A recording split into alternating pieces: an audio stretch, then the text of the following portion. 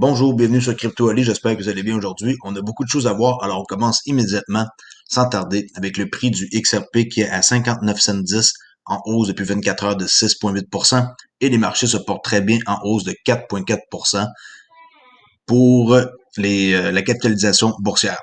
Alors sur Fiat Leak ici, 59 cents 13 le XRP, très belle montée, prise de profit et maintenant ça remonte tout doucement et c'est très actif à l'heure où ce que je fais cette vidéo qui est 11h15 du soir, jeudi soir. 2 millions de trades par minute.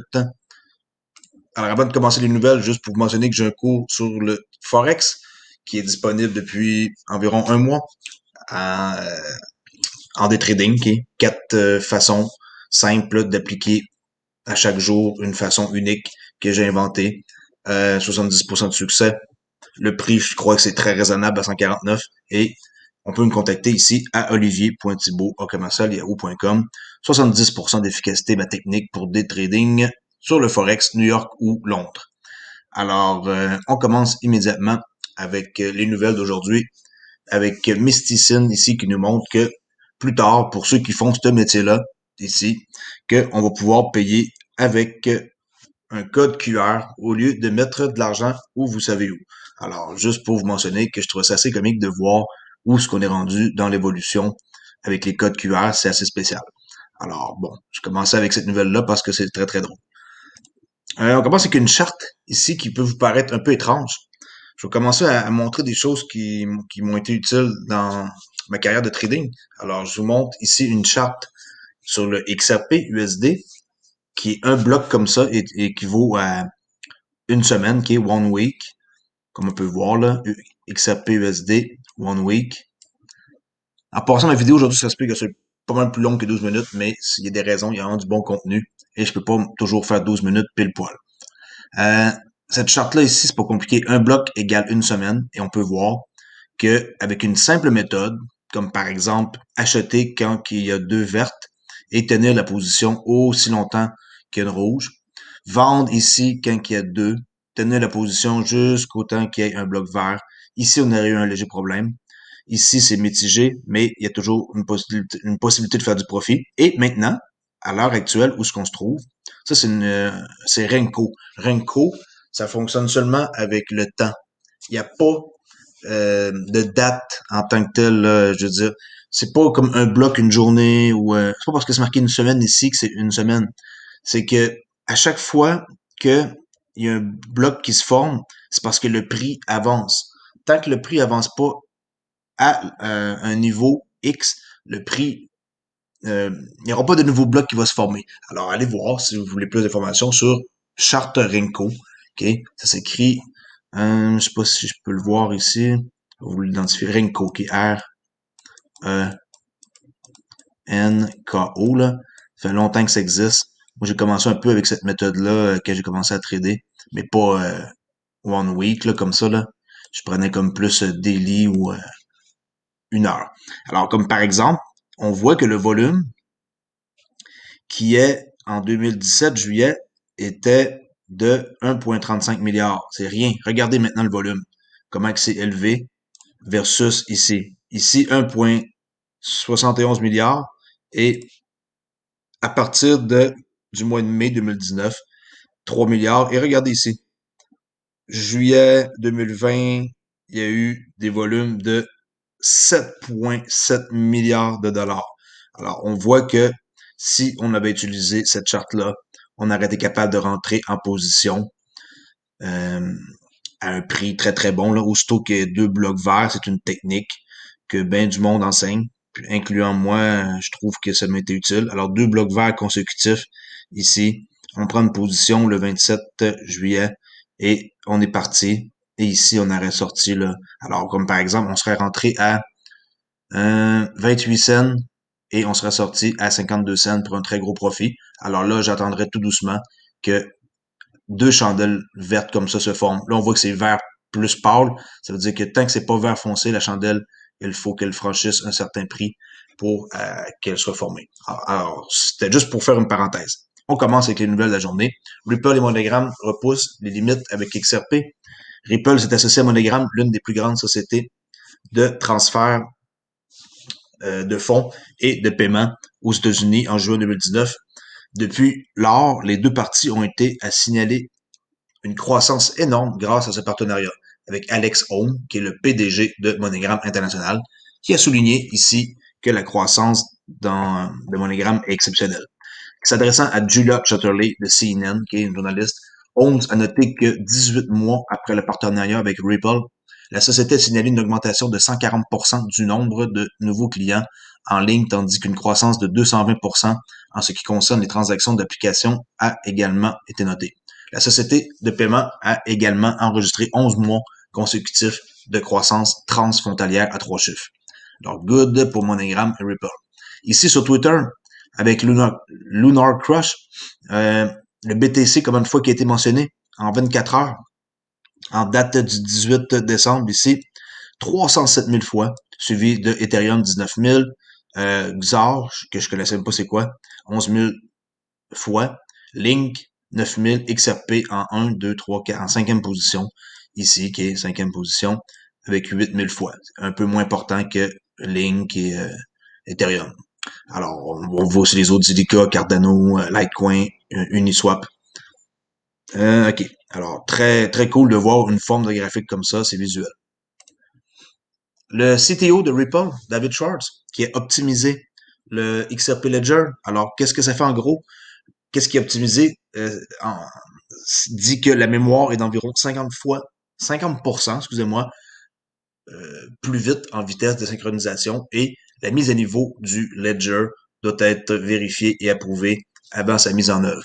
Mais en gros, bon, il y a beaucoup de statistiques, je ne vais pas rentrer en détail, là, mais on voit par exemple comme statistique que le logiciel occupait 5.2 gigs de mémoire et atteignait 73 000 nœuds par seconde. Il y a plein de trucs que moi-même je comprends pas là. C'est technique. Alors, on continue ici pour vous mentionner que vous savez que si vous ouvrez un compte comme par exemple chez BitPay, chez XRP, Toolkit, il demande 20 XRP pour ouvrir le compte. À plein d'endroits. Le Xom aussi, ils font ça. Alors, juste pour vous mentionner que quand le prix du XRP va être à 1$, ça va vous coûter 20$ de votre poche pour une réserve pour ouvrir un compte. Même affaire pour ce qui est de 5$, ça va vous coûter 100$. Le prix du XRP à 10$, les personnes vont devoir débourser 200$ de leur poche. Et ainsi de suite. Alors, si le XRP coûte 1000$, ça va vous coûter 20 000$ pour juste avoir une réserve. Alors, ça, c'est assez exceptionnel. Je sais que ça peut être voté et changé, mais c'est loin d'être un truc qui peut arriver facilement, là. Mais en tant que tel, si vous n'avez pas de compte encore XRP, profitez-en pour en ouvrir un. Comme ça vous coûtera pas très cher pour ouvrir un compte XRP. Là, un petit instant, je vous reviens. Alors, ouais, ouvrez-vous un compte le plus vite possible. Ici, pour ceux qui n'ont jamais vu encore le XRP Ledger, on voit les transactions en temps réel. Alors, regardez comment c'est impressionnant. Tout ça, mes amis, ça fonctionne. Numéro 1, il n'y a jamais d'erreur. Alors, ceux qui n'ont jamais vu ça, mettez livenet.xrp.org. On continue avec ici GitHub, pour vous mentionner que c'est un protocole open source. On peut voir exactement tous les changements qui sont faits, comme par exemple un changement qui a été fait ici il y a 6 jours. OK, pour ça ici, là, je sais pas c'est quoi. Alors, tout ça ici, c'est open source, là. Tout le monde peut aller voir. Et si vous êtes développeur, vous savez sûrement de quoi que je parle. Mais c'est pas mon cas. Le CFTC ici qui son nouveau document pour décembre 2020, Digital Asset Key, monnaie digitale numérique, Primer. Alors, j'ai trouvé quelques informations intéressantes dans ça qui nous montrent en quoi que photographie digitale, là, c'est l'avenir, qui est Bitcoin, Smart Contract. Là, bon, c'est en anglais malheureusement, là. Ils avaient fait un document anciennement, en 2017, et maintenant, il y a un nouveau document qui est beaucoup plus axé sur la monnaie virtuelle. Alors, allez voir, c'est très intéressant à voir. En quoi que présentement, ici, comme l'intérêt, okay, là, Open Interest, là, regardez comment c'est minuscule Bitcoin, contrairement à, par exemple, l'or ou le pétrole. Alors, on voit que même le maïs, c'est énormément plus gros, là. Regardez la petite portion de rien, là, ça c'est Bitcoin pour l'intérêt ouvert. Alors, il y a plein de choses à savoir intéressantes. Allez voir le document. Si vous voulez vous risquer pour comprendre un peu plus l'anglais. Ici, quelqu'un sur Cointelegraph Colin Post, là, le journaliste qui a fait euh, un peu mention de ça, là, Digital Asset. L'aile FinTech de la CFTC a publié sa 4e introduction, cette fois-ci sur les actifs numériques. Alors, en gros, je vais juste vous lire la cotation, là. Par rapport à la présentation des monnaies virtuelles, la présentation des actifs numériques élargit la discussion pour expliquer ce que sont les actifs numériques et leur place sur le marché. Cette introduction identifie les avantages et les risques associés aux actifs numériques, l'engagement avec ceux des marchés des actifs numériques et la nécessité d'une coordination réglementaire à l'échelle mondiale. Ok, je répète, la nécessité d'une coordination réglementaire à l'échelle mondiale. Les CFTC sont là pour réglementer, puis c'est bien. Puis il faut pas qu'il y ait des pompes and dump, puis que les gens se fassent avoir. Alors, dans le document ici, j'ai lu un peu, là, il en parle, là, pompe and dump, puis les choses qui sont pas correctes. Alors, il faut vraiment, comme on le voit ici, le pompe and dump. Ils veulent pas là que les gens ils se fassent avoir avec des trucs frauduleux, la manipulation des marchés, tout ce qui est juste, pas juste dans les pratiques de vente. Alors, vous pensez que c'est des salauds, eux autres, mais au contraire, ils sont là pour protéger les citoyens. Puis des gens qui parlent en mal d'eux, ben, écoutez, c'est parce qu'ils ont de quoi se reprocher, mais en tant que tel, on devrait être content d'avoir du monde qui s'occupe comme ça de nous. Alors, on continue ici sur Business Wire, BitGo qui lance la première solution de portefeuille de niveau institutionnel offrant une sécurité multi-signature en chaîne. Ça, il n'y a rien de plus sécuritaire que ça, multi-signature en chaîne. Pour le jeton HBAR de Hedera. Prise en charge avec plus de 300 pièces de jetons. Alors, très bonne nouvelle qui est multisignature en chaîne. Le plus grand échange de crypto-monnaies aux États-Unis, Coinbase. J'avais oublié de mettre cette fenêtre-là au début de toutes mes fenêtres. Je crois que c'est la plus grosse nouvelle de la journée. Introduction en bourse. Eh ouais, à cette heure que les bitcoins ont dépassé 23 000. Alors, l'échange de devises numériques Coinbase entre en bourse alors que le regain d'intérêt des investisseurs pour les crypto-monnaies a poussé le Bitcoin à un niveau record. Jeudi, la société a annoncé qu'elle avait soumis de manière confidentielle un projet de déclaration d'enregistrement sur un formulaire S1 qu'on appelle, là, qui est formulaire S1, auprès de la Security and Exchange Commission, là, les mêmes qui sont ici, c'est eux là qui s'occupent de l'entrée en bourse. Alors, on peut voir que, excusez-moi, je vous ai dit CFTC, mais c'est la SEC plutôt, là, c'est moi qui c'est mélangé. C'est la SEC qui font les introductions en bourse. Security Exchange Commission. OK. Alors, le formulaire devrait être en vigueur une fois que la SEC aura terminé son processus d'examen. Alors, grosse nouvelle pour Coinbase. En passant, si ça, il y a des gens qui savent pas c'est quoi, c'est basé en Californie, Coinbase, depuis 2012. Et aussi, c'est un endroit qui est incontournable pour acheter et vendre de la crypto-monnaie. Puis la société est devenue le plus grand bureau de change numérique des États-Unis. On voit ici, sur leur blog officiel, Coinbase annonce la soumission confidentielle du projet de déclaration d'enregistrement. Alors, ça, c'est le blog officiel avec la price, là, ici, price.coinbase.com, là, sont les gens qui veulent contacter les relations d'investisseurs. OK. Grayscale, encore une fois, il faut parler d'eux, a capturé 11,5 milliards de dollars de Bitcoin en grande partie auprès d'investisseurs institutionnels. L'entreprise réglementée a tiré une somme incroyable d'argent institutionnel. Au cours de la semaine dernière seulement, les avoirs de la société ont augmenté d'environ 56 000 bitcoins. Rien de moins. Le Grayscale Bitcoin Trust, OK, le GBTC, qu'on appelle GBTC, ça c'est le Trust Bitcoin. Moi, j'ai GT, Grayscale, GC, en tout cas, moi j'ai celui qui a 5 actifs numériques là. À chaque fois, j'ai de la misère à me souvenir c'est quoi le nom. Je cherche tout le temps là. Ça s'appelle le GT, moi. Je vous dis ça à l'instant. Moi, c'est le GDLC.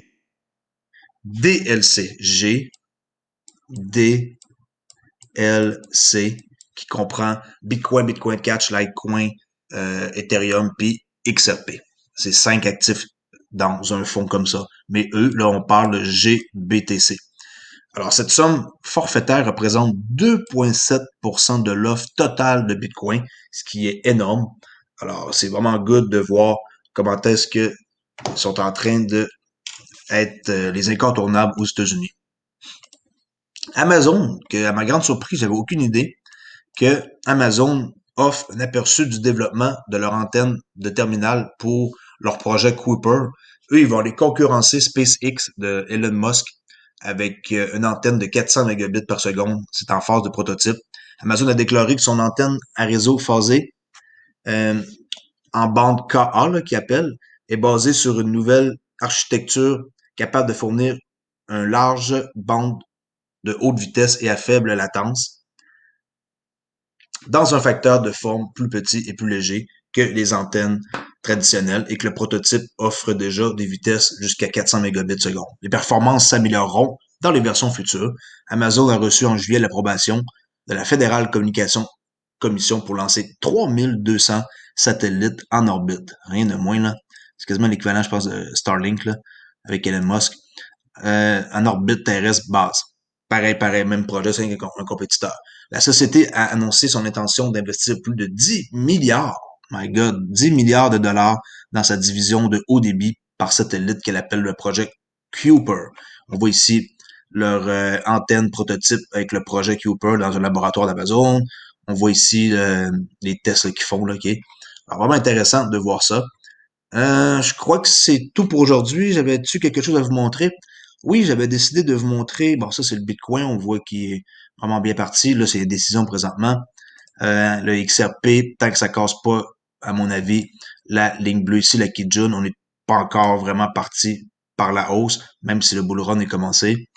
Je voulais vous montrer ici un outil simple. Je sais que ça n'a pas rapport avec la crypto, mais regardez qu'est-ce que je vais vous montrer. Vous allez capoter. Ceux qui restent à la fin de mes vidéos, ils vont avoir du contenu beaucoup plus haut et des connaissances approfondies. Ça, c'est l'euro USD en 1 minute. Je vais vous montrer qu'avec une simple programmation simple, 20 de profit, 10 de perte. Alors, 1 pour 2, là, OK? 1 pour 2, ça veut dire on mise $1 pour faire 2. Regardez qu'est-ce qu'on peut faire avec juste une simple technique de trading. Par exemple, si je veux vendre l'euro USD, je fais vendre. On va attendre un peu, là, ça va déplacer le stop seul et le take profit, et voilà. Alors, ça, c'est mon stop. Alors, ça calcule en l'argent qu'on possède sur le compte. Ça, c'est un compte démo, qui est de 9000 dollars US. Et ça l'a mis mon stop à 1.22 et mon take profit à 1.2221. Alors, si je perds cette trade-là, je perds 48 dollars. Et si je gagne, le take profit, il est ici. Ça devrait être 96. 96. Alors, si je perds 48, si je gagne 96.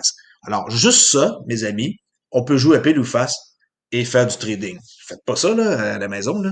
C'est juste pour vous montrer qu'un simple outil, si vous n'êtes pas capable de vous contrôler, lui, il va vous contrôler parce qu'il va ajuster en plus votre stop quand le prix va descendre. Si naturellement il descend, ça va ajuster automatiquement votre stop pour que vous ramassez du profit un peu et que vous perdez moins que 48 dollars. Alors 10 pips de perte ou 48 dollars ou 96 dollars de profit ou 20 pips de profit. Alors c'est vraiment un truc que les gens ne comprennent pas, mais c'est essentiel pour contrôler ses émotions en trading, d'avoir un outil comme ça qui vous indique que vous avez juste besoin de faire acheter ou vendre et fermer. Alors, je laisse aller la position comme ça. Peu importe qu'est-ce qui arrive, je perds un ou sinon je gagne deux. Alors, moi, je suis là pour vous montrer comment ça marche, des techniques de trading simples. S'il y en a que ça l'intéresse, j'ai un cours de formation sur le day trading que j'enseigne ici avec une méthode en 4 étapes. Alors, dépêchez-vous. Olivier Poitibo en commercial.yahoo.com. Vous n'allez pas être déçus. Vous allez voir que qu'est-ce que je dis, ça fonctionne et j'ai déjà plus que 10 personnes qui l'ont acheté. Merci beaucoup à réécouter et je vous dis à la prochaine vidéo. Au revoir.